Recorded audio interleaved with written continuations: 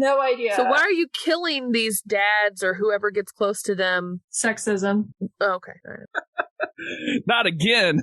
It's everywhere. That's the big bad of the series.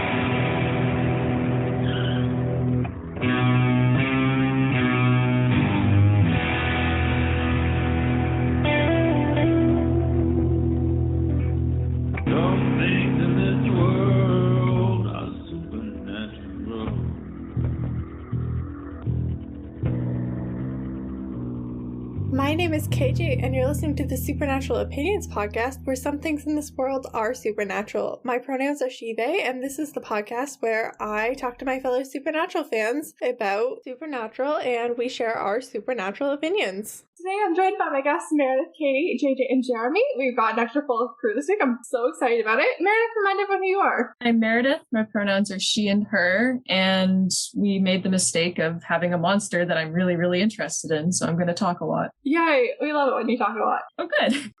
Jeremy, can you tell the people who you are? Hi, I'm Jeremy. He, him are my preferred pronouns. I host Monster of the Week and Still His Kingdom Keeps. I have been watching Supernatural since it started airing, so I feel like I'm the oldest person in this entire organization nowadays. Yeah, I was in kindergarten when the show started, so. Cool. I had been married for several years, so excellent. I'll just be over here crumbling into dust on the Zoom call, if you don't mind. You're not old, you're just experienced. We need adults to tell us what to do here, so it's good. Exactly. We're legally adults, just not mentally.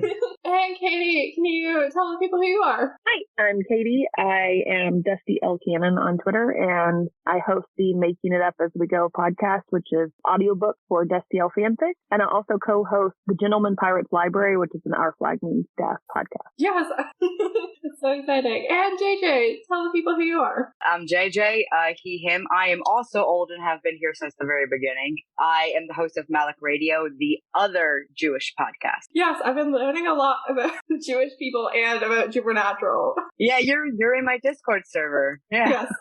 And I very much never know what's going on there, but it's still fun. Oh yeah, we have to have more Jewish people on this podcast because I'm the only religious person and I'm Christian. This week we are recapping season 3, episode 2, The Kids Are All Right, which originally aired on October 11th, 2007. On October 11th, 2022, The Winchester's premiering. 15 years today since Ben and Lisa were introduced. A shameless plug for my upcoming podcast about that show, Wayward Parents. Should be releasing weekly episodes by now. All right, you can afford to be shameless. It's your podcast. Yes. It's my third podcast and I need to cross-plug all of them. That title's a reference to the song from The Who from their debut album, My Generation, in 1965, and also because the kids are very much not all right this week. They got some stuff going on. I cannot wait to get to your CPS section for this episode. This is going to be a constant. Everybody should call the cops on everybody in this episode. It's going to be so much fun. I cannot wait to talk about these monsters because they piss me off so much. Meredith has been waiting since season 1 to talk about this. I have. I've written an entire essay on changelings. I've done a whole bunch of research on fairies. It's a good time. This week's episode will contain spoilers for this episode and may reference previous episodes, but will not contain spoilers for later episodes of Supernatural. This episode was written by Sarah Gamble and directed by Phil Segresha. Sarah Gamble last wrote the end of last season 2, episode 21, All Hell Breaks Loose Part 1. And Phil Segresha's last time directing was season 2, episode 18, Hollywood Babylon. So it's been a little while since we saw him. I'm glad he's back. And we're going to start off with our episode rating. Meredith, what would you like to rate this episode? I'll give it a 9.5. Oh, you liked it. I did like it. No, for a lot of reasons. And Jeremy, what would you like to give this episode? I think a solid 9 out of 10 for me. This is one of the reasons I signed up for this episode is because it's one of my favorites. I love when they introduce Lisa and Ben a lot, so this is good stuff for me. That was so much cooler than I remember. I'm really excited he's here. And Katie, how about you? I'm going to give it 5 out of 5 creepy ass children. There you go. That's an Perfect. excellent The rating. monster is great. There's some Dean introspection that's really cool. So yeah. And JJ, how about you? 8, simply for Lisa. Okay, She deserves that's better. Also, the Changeling mother is terrifying. Yeah. Oh yeah. I gave this an 8. I was going to give it an 8.5, but I deducted 0.5 for the Sam and Blondie of the Night plotline. They're like bread on a sandwich in that there's a middle part of this episode episode where like their whole plotline is absolutely forgettable, and I was just like, I don't love that. That's just like a writing thing I just have an issue with. But Fair. on to death count. This week we saw one death only, surprisingly, a human death. I guess when there's so many like child monsters, it gets a little dicey. Yeah, Katie's dad's the only person we actually like see die, which brings the on-screen total to 208. And then the on and off-screen total for this episode is a lot higher because we had the 5 parents/babysitters that the changeling children killed, and then news of a rash of deaths, contact tracing Mary Winchester before it was the thing to do.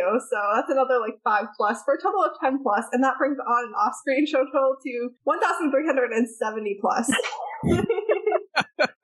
Y'all are doing the Lord's work with this, man. I tell you.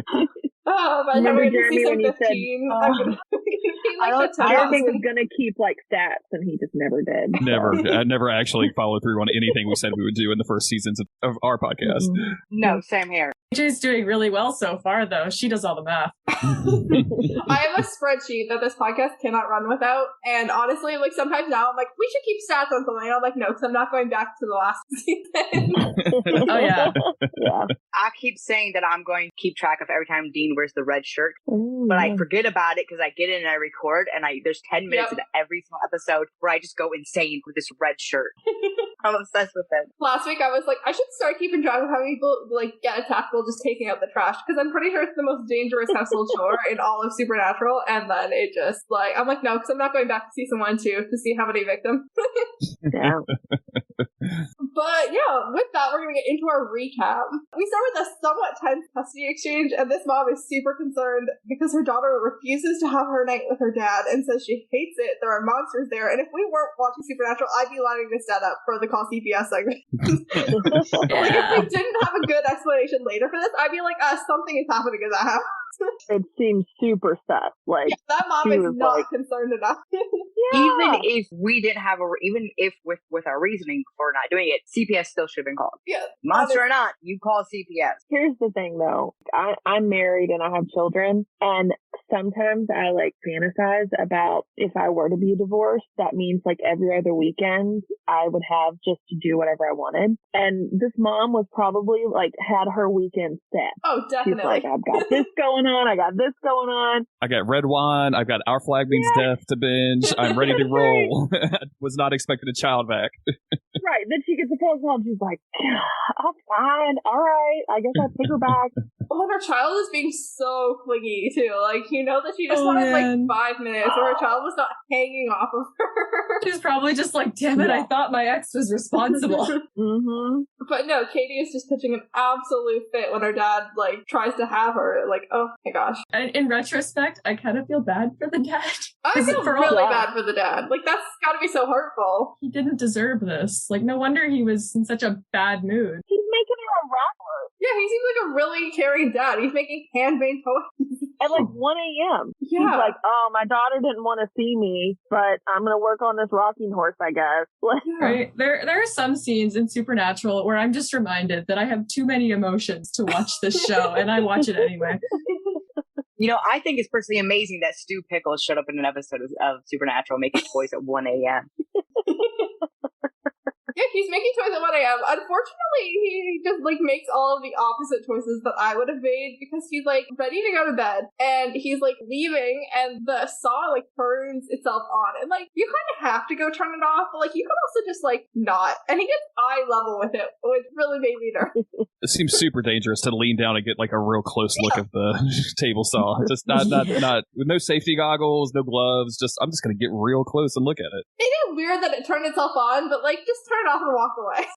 It's obvious that he's Misha coded. You all see the videos of Misha with like power tools, Oh my and God. he's like holding it right next to him. Like, no, he's Misha coded. Like, Chainsawing and flip goodness. flops. He's like, this will be fine. Yeah. Oh gosh, I've used enough power tools and I'm still terrified of them every time I use them. And then he like leaves and it turns back on again, and like just walk away. Fuck the electric bill. Let it run all night. Like, Right. Yeah, Walk at that away. point I'd be like, it's haunted. We're closing the garage and never coming back here. exactly. Like, that's going to run out. I don't care. find the breaker and just like flip the whole breaker for the whole garage. Like, I have priorities. This is not one of them. He clearly has never seen a horror movie ever. yeah, Never. because Not he at all. goes No. back and he gets pushed onto the saw and he's dead. Like, he's super dead. And You obviously can tell he's not a millennial because he clearly has not seen Final Destination. Yeah. I've never seen that either because Oh I know my it's God. good for me. Terrifying. I need y'all to know, like, 90% of my podcast is me doing exactly that, just blinking. I don't understand this kill though, because Katie obviously went back to her mom's house. This has to be one of the creepy kids from the park or something, or like the real estate lady. And I know it's like a fake out, but it's presented to us as like a ghost kill. Oh, because we don't- definitely. Like, so are they hiding underneath the table saw and like flipping the switch? And like, what made the rocking horse start to rock? Like, it was very much like, this is a ghost. He got like right down to eye level, so if someone is hiding under there, he just like didn't see them. One of the tiniest little children. Yeah. It makes no sense to the rest of it. Yeah. It's not very Mhm. consistent with the show's lore, but it is consistent with fairy lore, which is probably not their intention, but Oh, that's a good point though. And because if a changeling's a fairy, then maybe that has something to do with it. Okay. yeah. Hmm. I don't think they're a Don't make fairy this show in make this sense. show, but like they are fairies like in mythology, which I'll get into later. Right. Yeah, that's a distinction the show makes for reasons. What Yeah. if it was just a ghost and not the changelings? Like, they're just a random ghost that's never Plot addressed. twist. Then they just Really got bad luck. really lucky and stumbled upon it. Like, I'm gonna have to rewrite this episode to just like rewrite the entire thing, but then, oh yeah, by the way, he was killed by a ghost. Yeah. We didn't know. And the Winchesters just didn't find that at all. I wish we had gone back to this house at the end of the episode where the ghost is just sitting inside, flipping the table saw on and off, watching the Winchesters leave in the Impala, going like, "Whew, really dodged a bullet on that one." waiting for some unsuspecting family. Or maybe just like watching them drive past, like, who are those guys? That would be so good, actually. Now I'm really disappointed. Now I'm glad I took 0.5 off. This is why fan fiction exists.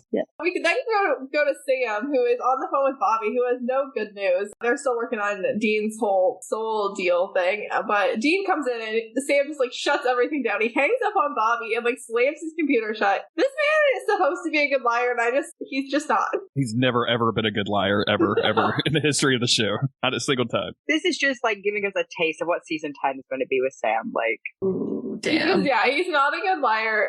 This is so bad, and I think Dean just like doesn't want to see that Sam's lying. Like, it's just like the thing that you do when you like have to live with someone, where you just like pretend that they're okay lying. Yeah, I swear Sam gets by on prayers and puppy eyes most of the time. Yeah.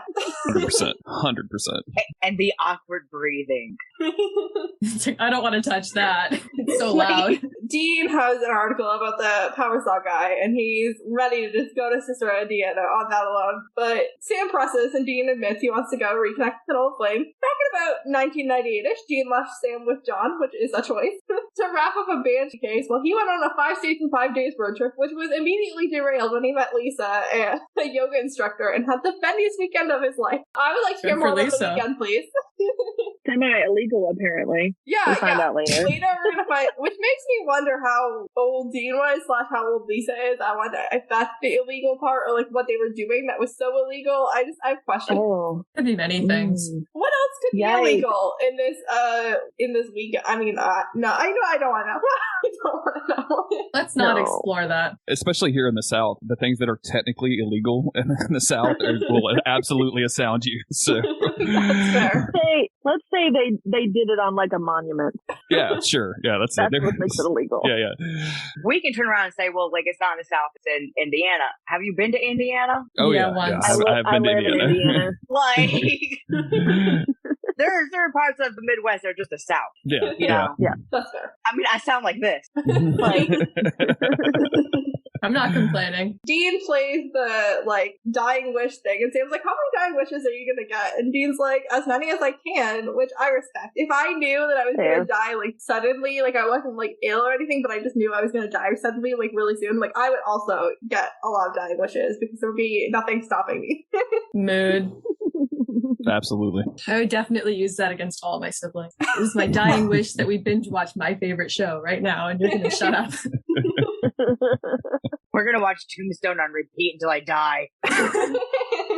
Fair. Everyone get into the family room. We're watching Labyrinth. I hope all my sisters like Justified because that's going to be what we watch. Yep. Sam is immediately left in a motel. Barely has time to get his precious laptop out of the car before Dean is like leaving him and pulling up to Lisa's. And like, you know, calling first could have gone a long way in this episode. It's been 9 years, like, Paul. Yeah. Dean's pretty privileged. She could have married someone else and, like, had other children. Like, literally, like, you could be knocking on this woman's door